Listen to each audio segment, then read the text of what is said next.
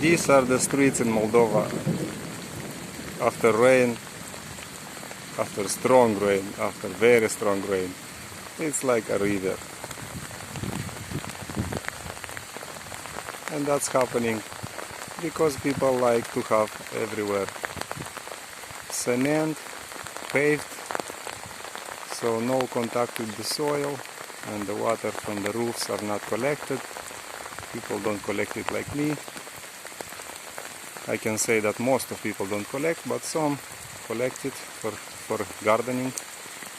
And you can see now it's a situation of flooding, washing away the good soil from the gardens. I know personally people who live on the other side of the street. They are losing a lot of black soil. You can see here on the street, it's washing their garden. So one day they'll understand that permaculture is useful and sustainable garden is the most needed today, every time, of course. Stronger and having stronger rain now. This water will wash away other part of the street that goes down.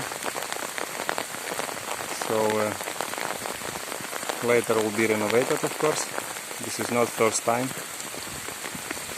I'm amazed. Even my sand from the gate, a little bit of sand I lost. The water took it.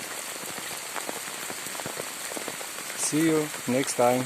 Share my video and live sustainably. Bye bye.